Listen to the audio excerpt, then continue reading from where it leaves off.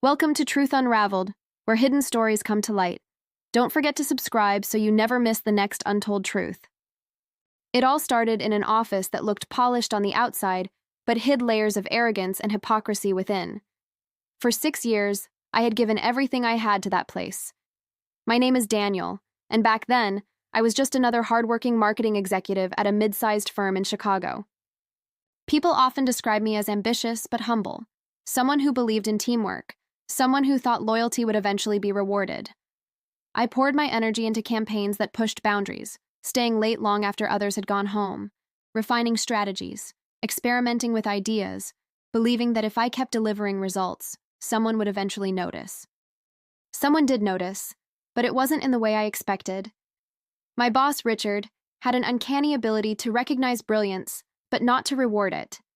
Instead, he stole it, polished it as if it were his own, and paraded it in front of clients like a peacock showing off borrowed feathers. Everyone in the office knew it, but no one dared to say it. He had the kind of power that made people shrink. To challenge him was career suicide. The first time it happened to me, I brushed it off. I thought maybe he forgot to mention me. Maybe it was just oversight. But the second time and the third, it became painfully clear. He was never going to give me credit. I was the worker behind the curtain, and he was the star on stage. It stung, but I told myself to keep going. Your work will speak for itself, I thought. I believed in merit. I believed the universe had a way of balancing things. But I was wrong, at least for a while. The moment everything shifted burned into my memory like a scar. It was at the annual celebration dinner. The company had just wrapped up a campaign that shattered previous profit records, and it was my strategy, the one I had labored over for months, the one that kept me up at night pacing my apartment floor, the one I tested and refined until it was airtight. That campaign was mine. Yet, there I was, sitting at the far end of a long banquet table, watching Richard raise his glass and bask in applause for his genius. My chest tightened as colleagues clapped, some smiling politely, others avoiding my gaze because they knew the truth. I could feel the weight of humiliation pressing down on me, choking me with silence. The lights in that restaurant seemed brighter than usual, every cheer like an echo of betrayal. I wanted to stand up, shout, expose him for the fraud he was. But my voice froze, and I forced a smile, applauding like everyone else. That was the kind of power Richard had, not just over my career, but over my dignity. He made me invisible, even in the glow of my own achievements. On the way home that night, I walked alone through the city streets, the sound of my footsteps mixing with laughter from crowded bars and the honking of late-night traffic. I felt hollow, like all those years of effort had been for nothing. What was the point of giving your best if someone else could snatch it away so easily? Still, I told myself, endure it. Maybe next time will be different. But deep down, a seed of bitterness had already been planted. I just didn't know how much it would grow. A few weeks later, everything came crashing down. Richard called an emergency meeting, summoning the entire department into the glass-walled conference room. His expression was cold, sharp, the kind of look that meant trouble. I sat there, my stomach tight, as he slammed a folder onto the table and accused me of mishandling a client contract. My heart pounded. I knew it wasn't true. I had double-checked everything, like I always did. But the way he presented it, twisting details, raising his voice, painting me as careless, it was like watching a prosecutor in court. I tried to defend myself, my voice shaking, explaining the facts, pointing out the inconsistencies. But the room was silent. My colleagues, people I had worked alongside for years, kept their eyes down, afraid to speak. No one wanted to cross Richard. He thrived on fear, and fear won that day. Then came the words that cut deeper than any blade. You're fired. Pack your things and leave. He didn't just dismiss me. He humiliated me in front of everyone. I stood there frozen, my throat dry, my hands trembling. For a moment, I wanted to beg, to argue, to cling to the little dignity I had left. But something in me broke. I picked up my folder, walked out of that glass cage, and felt the walls of the office closing in behind me. The whispers, the stares, the unspoken pity, they all clung to me like shadows as I carried the box of my belongings out into the cold Chicago air. Losing that job felt like losing everything, My identity had been tied to it. My parents called, concerned. My mother suggested maybe it was time to take a safe path, something steady, something less ambitious. My father, a man who had always valued security, told me maybe I was chasing dreams too big, that maybe I wasn't cut out for the corporate world after all. Each word felt like salt on an open wound. Friends drifted away, uncomfortable around failure. My savings dwindled as the weeks stretched into months. I applied for positions, but whispers about my mistake followed me like a shadow. Richard had tarnished my name so thoroughly that doors closed before they could even open. At night, lying awake in the silence of my small apartment, I replayed it all over and over. The applause at that dinner, the smirk on Richard's face, the silence of my colleagues, the finality in his voice as he fired me. Humiliation was no longer just a memory. It was a weight I carried in my chest every day. I had given years of my life to that company, sacrificed weekends, poured my creativity into making it thrive, and in return, I had been discarded like trash.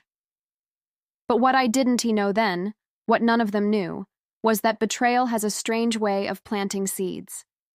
Seeds you don't notice at first, seeds buried deep beneath the soil of your anger and grief. But given enough time, enough pain, they start to grow roots. They start to change you. And in the ruins of everything I had lost, those roots were beginning to stir. The weeks after I was fired blurred into a haze of shame and restlessness. I woke up each morning with the same hollow pit in my chest, the kind that made getting out of bed feel like dragging a boulder.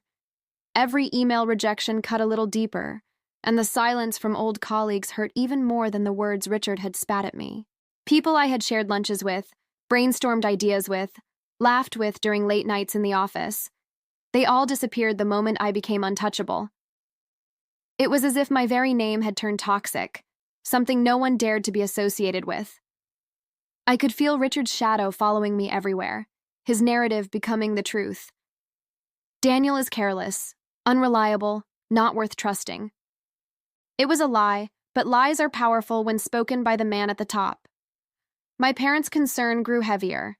Every phone call with my mother ended with her urging me to stop chasing pride and just find something stable. My father, never a man of many words, said one night, "You need to face reality, son. Not everyone is cut out to lead." I swallowed my protests, but inside I was breaking. Was I delusional to think I was more than just another cog in the corporate machine? Was Richard right to cast me out? The thought festered until I almost started to believe it. Bills piled up, and with no steady income, I cut back on everything. No more dinners out, no more new clothes, no more pretending I was okay. I sold my car, shrinking my world to bus rides and long walks. Nights were the worst. I would sit in my small apartment staring at the ceiling, replaying every humiliating detail of that day. The way Richard smirked as he called me out. The way my colleagues stared down at their shoes. The way silence felt like betrayal. Over and over I heard his voice in my head. "You're fired. Pack your things." Those words didn't just take away my job. They stripped me of my identity. There were moments when the weight felt unbearable, when I considered just settling for whatever came my way. I interviewed for jobs far below my skill level. Assistant roles, clerical work, anything that might stop the bleeding. But even there, rejection followed.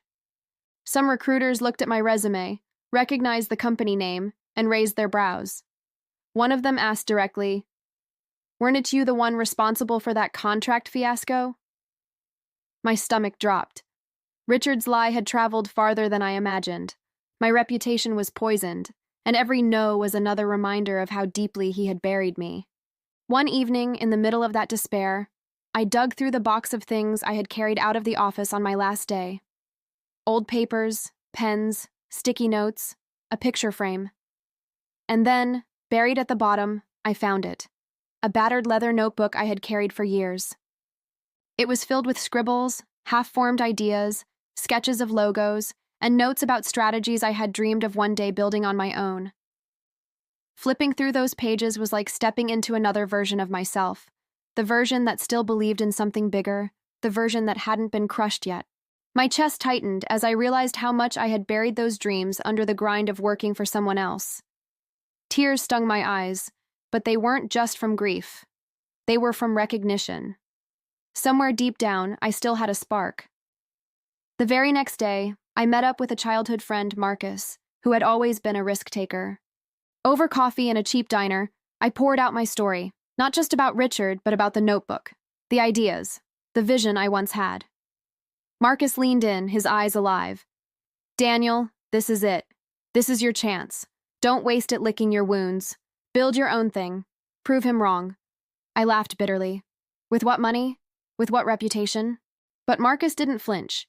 He offered a modest investment, not enough to build an empire, but enough to buy some tools, register a name, and take the first shaky steps. His faith shook me more than his money. He believed when I didn't. With his help, and with the last of my savings, I started laying the foundation in the most humble way possible, a makeshift office in my parents' garage. My father raised an eyebrow when he saw me setting up an old desk and pinning sketches on the wall. "Are you sure about this?" he asked, his tone skeptical, almost pitying. "It's temporary," I lied, though in truth I had no idea if it would even last a month. But I couldn't turn back now. Something inside me had shifted. I wasn't just working against the odds, I was working against Richard. Every doubt, every humiliation, every door that had slammed in my face, it all fueled me. If I couldn't erase what he had done, maybe I could write a new story, one so undeniable that not even his lies could bury it. But the road was brutal.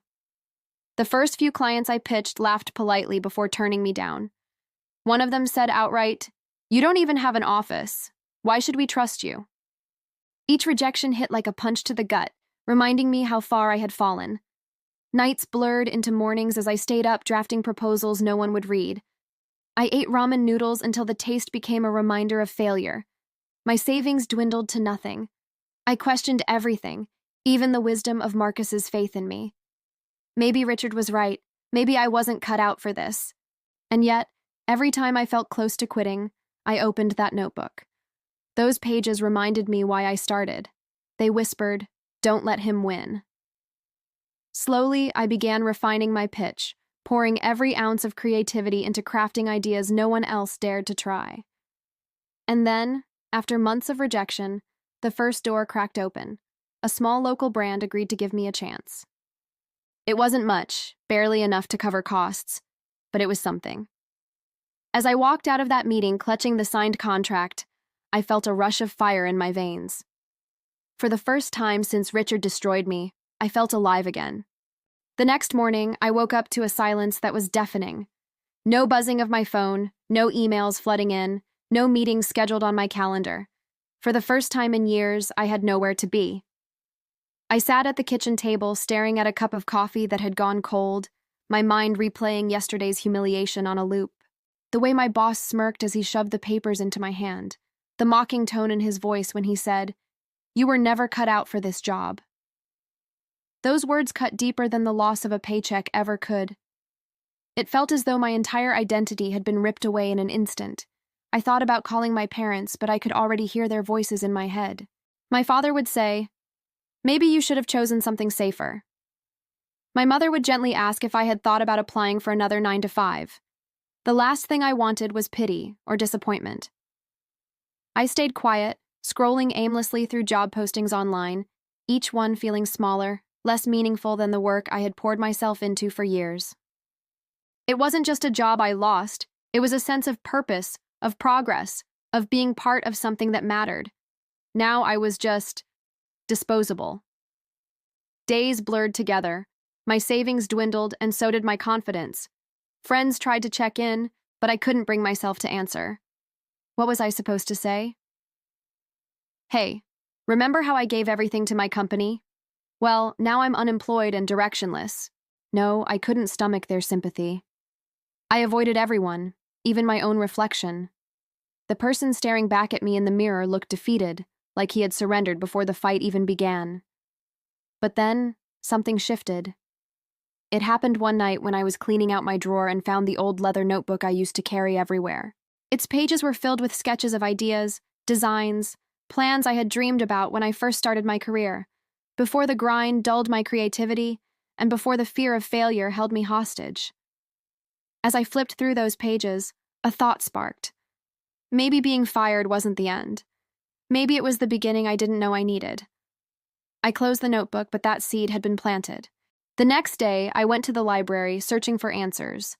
I checked out books on startups, entrepreneurship, leadership, topics I had always been curious about but never had time to explore. Page after page, I realized something profound. My boss hadn't just fired me, he had freed me. For years, I had been building someone else's dream, enriching someone else's legacy. Now, with nothing left to lose, I could finally build my own. That night, as I lay awake in bed, ideas swirled faster than I could contain them. But along with that excitement came fear, paralyzing fear. Who was I kidding? I had no capital, no team, and no roadmap. The safe choice would have been to apply for another job, to quietly move on, to swallow my pride. But every time I pictured myself begging for a position beneath another arrogant boss, my chest tightened. I couldn't do it, not anymore. The next morning, I made a decision that would change everything. I sold off what little I could, old gadgets, furniture I didn't need, even my beloved guitar that had been with me since college. Piece by piece, I scraped together just enough to survive while I started working on my idea. It wasn't glamorous. My desk was the kitchen table, my office chair a creaky stool. But for the first time in months, I felt alive. Still, the journey wasn't smooth. There were nights I doubted myself so much that I nearly gave up. Nights when I looked at the bills piling up and wondered if I was a fool chasing an illusion. But then I would remember the smirk on my boss's face, the way he dismissed me like I was worthless. That memory burned like fuel in my veins. I swore I would never let anyone have that kind of power over me again. I started small. At first, it was just an idea scribbled on paper, then a prototype cobbled together with whatever resources I could find. I researched relentlessly, learning skills I never thought I'd need, from coding to marketing to negotiating. Each setback became a lesson, each failure a stepping stone. Slowly, almost imperceptibly, the fog began to lift. And with every little victory, my vision grew clearer. I wasn't just building a business, I was building a future where I could stand on my own 2 feet, where no one could fire me again. A future where one day I could look that smug boss in the eye, not with bitterness, but with triumph. I didn't know how, and I didn't know when. But deep in my bones, I knew this was no longer just about survival. This was about redemption, about proving, to him, to the world, and most importantly to myself, that I was never the failure he made me believe I was. The first real test came sooner than I expected. After weeks of working in isolation, hunched over my kitchen table surrounded by scraps of paper and half-finished ideas, I decided it was time to step out into the world. I signed up for a small local networking event for entrepreneurs, clutching the first version of my business pitch like it was a shield. Walking into that room, I felt every pair of eyes on me, though in reality, most people didn't notice. They were too busy talking deals, trading cards, and laughing about opportunities that seemed galaxies away from where I stood. When I finally introduced myself to a group, the reaction was almost comical. One man raised his eyebrow and smirked. "So you think you can build something out of that?" He didn't even let me finish explaining before he turned back to his drink. Another woman gave me the kind of smile people reserve for children who say they want to be astronauts when they grow up. Polite, indulgent, dismissive. Their laughter echoed in my head long after I left the event, clutching my notebook tighter than ever. I won't lie. That night, I nearly quit. I sat on the edge of my bed staring at the ceiling, the silence pressing down on me like a weight. Every insult, every rejection, every smirk. They all crowded my thoughts until I could hardly breathe. But then, like clockwork, the image of my old boss came back, leaning across his desk with that same smug expression, telling me I wasn't cut out for this. And something inside me snapped. If I quit now, he would win. And I wasn't about to hand him that victory. So I doubled down. I poured every waking hour into refining my pitch, improving the prototype, and learning how to present myself with confidence. I watched videos of great speakers, practiced in front of the mirror until my throat was raw, and rehearsed answers to every possible question investors could throw at me. I treated every failure as rehearsal, every rejection as practice for the moment someone finally said yes. It wasn't glamorous. I ate ramen noodles more nights than I care to admit. I borrowed Wi-Fi from coffee shops because I couldn't afford high-speed internet at home. My clothes grew worn, my shoes scuffed, but none of that mattered. What mattered was that the vision inside my head refused to die. Eventually, my persistence began to pay off. One day, after yet another exhausting meeting where investors told me my idea was too ambitious or too risky, a man lingered behind as the others left. He was older, with kind eyes but a sharp mind, the kind of person who listened more than he spoke.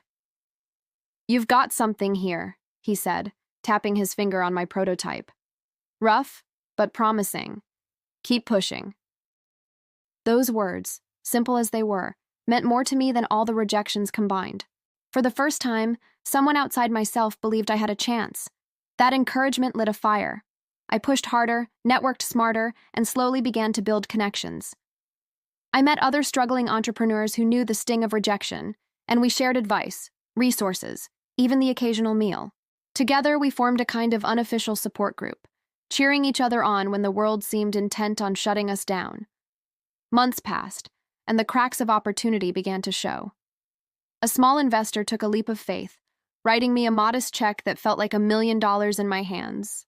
With that seed money, I upgraded my workspace, refined my prototype, and hired a freelance developer to help polish the product. Suddenly, the dream that had lived only in my head was taking shape in the real world. But success was not linear. For every step forward, there were setbacks. A critical component of my product failed during a demonstration, leaving me red-faced and scrambling for explanations. Another time, an investor who seemed promising backed out at the last second, leaving me teetering on the edge of financial ruin again. Each failure hurt, but strangely, it didn't crush me like before. Instead, each stumble hardened me, taught me resilience, forced me to innovate. And through it all, the memory of that office, that dismissal, that humiliation, was never far from my mind. It wasn't bitterness that drove me anymore. It was clarity. I had finally realized that my value didn't come from a paycheck or a title. It came from what I could create, from the fire inside me that refused to be extinguished. Late one night, after hours of coding and sketching and revising, I leaned back in my chair and stared at the screen. For the first time, I could see it clearly, a business that wasn't just surviving, but thriving. The pieces were finally falling into place. And though the world still didn't know my name, I knew it was only a matter of time before they did. What I didn't realize then was how quickly that time was coming. I was still months away from real stability, but momentum was building. Investors were starting to take calls instead of hanging up. Potential clients were asking for meetings instead of ignoring my emails. And deep down, I could feel it, the shift from desperation to determination. I was no longer chasing a dream. I was building a reality. And in the back of my mind, a quiet thought began to grow louder with each passing day. Maybe, just maybe, this journey wasn't only about building something new. Maybe it was about circling back one day to where it all began. Maybe one day I wouldn't just prove my old boss wrong. Maybe I'd walk back into that office, not as an employee, but as the owner. The first real breakthrough came on an ordinary Tuesday.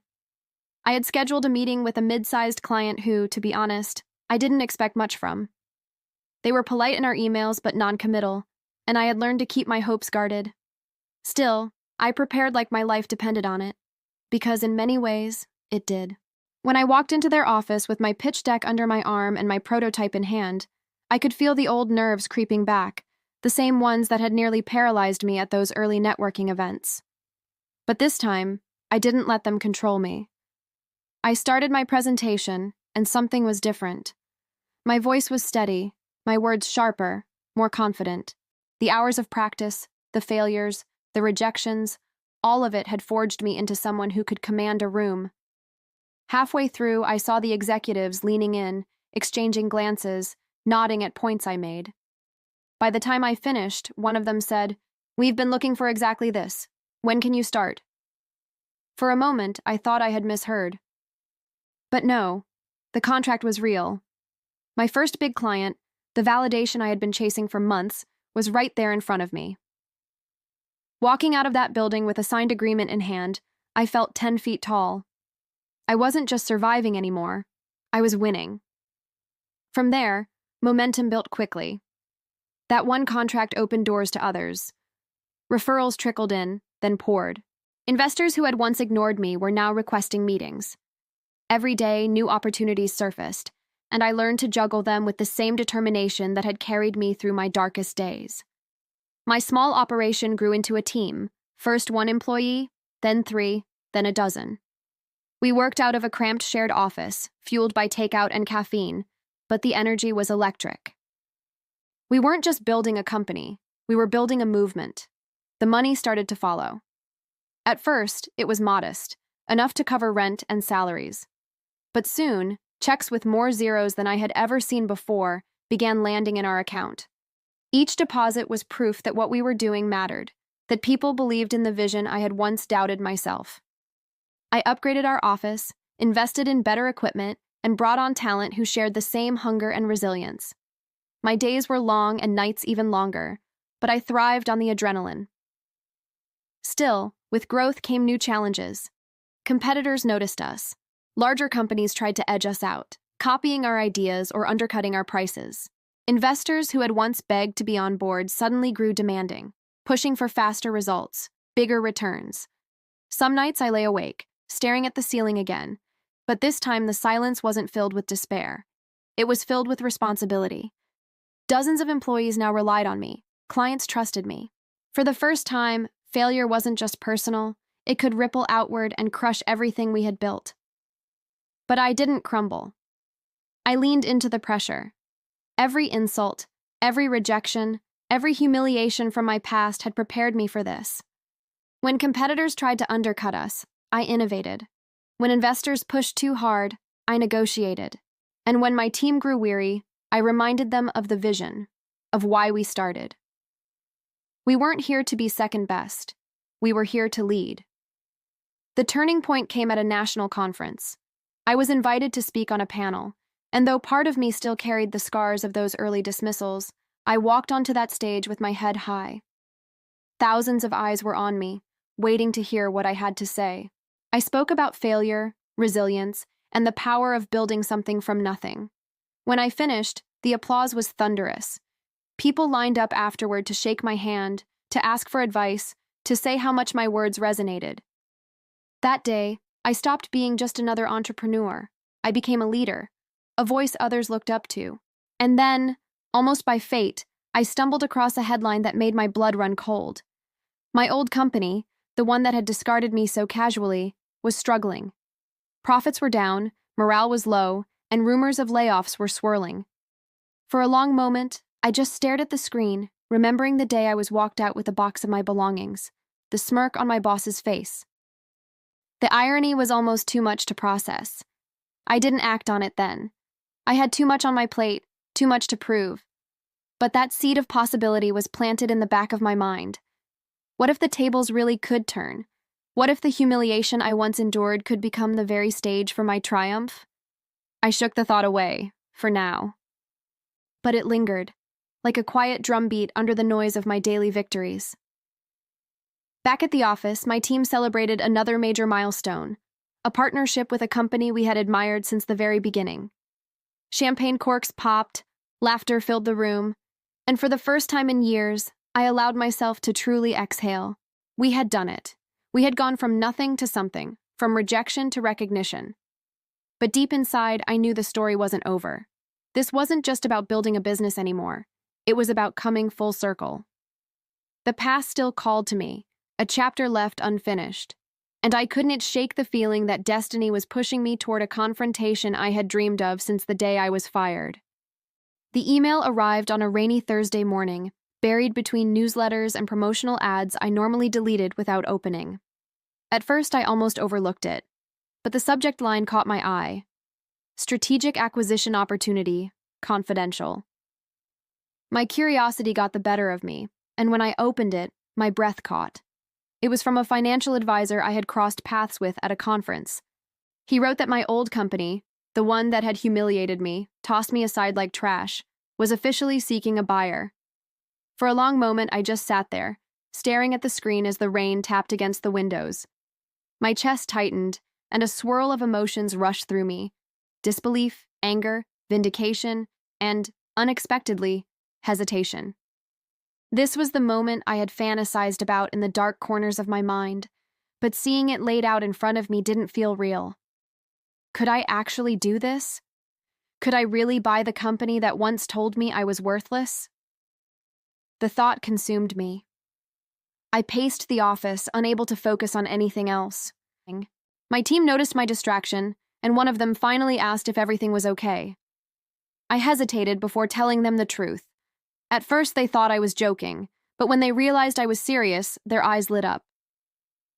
"You have to go for it," one of them said. "It's karma, boss. The universe is giving you this chance." That night, I didn't sleep. I sat at my kitchen table again, the same table where I had once eaten instant noodles while dreaming of a better life. Only this time, the stakes were higher. I scribbled notes furiously, weighing pros and cons. On one hand, acquiring the company would be expensive, risky, and potentially a distraction from the empire I was already building. On the other hand, the symbolism was undeniable. It wasn't just about business, it was about justice, about closure, about proving, once and for all, that I had never been the failure they made me out to be. In the end, I knew I had to try. Not out of spite, though that certainly played a role, but because I refused to let fear dictate my decisions any longer. If nothing else, I had to know what it felt like to walk into that boardroom as someone who belonged at the head of the table. The negotiations began cautiously. The advisors laid out numbers, and though my company was thriving, the price tag was daunting. I called in every favor, leaned on every investor relationship I had cultivated, and pitched the deal not just as a business move, but as a chance to reshape an entire industry. My passion was contagious. People who had once dismissed me now lined up to back me, sensing not only profit, but history in the making. Weeks of tense discussions followed. Some nights I collapsed on my couch, head pounding from the stress, wondering if I had made a colossal mistake. My team reassured me, but the doubt gnawed at my resolve. Then one morning, the phone rang. It was the advisor. "The board is ready to proceed with your offer," he said. I nearly dropped the phone. My knees buckled, and I had to sit down. It was happening. The company that had once cast me aside was about to become mine. The day of the signing felt surreal. The boardroom was the same: polished wood table, leather chairs, sterile artwork on the walls, but everything else had changed. This time, I wasn't sitting at the far end of the table, waiting to be dismissed. I was at the center, flanked by lawyers and advisors, the one calling the shots.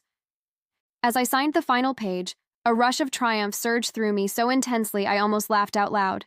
I had done it. The company was mine. And then came the moment I had secretly waited for most of all. My old boss walked in. He was older, grayer, the arrogance in his posture now tempered by defeat.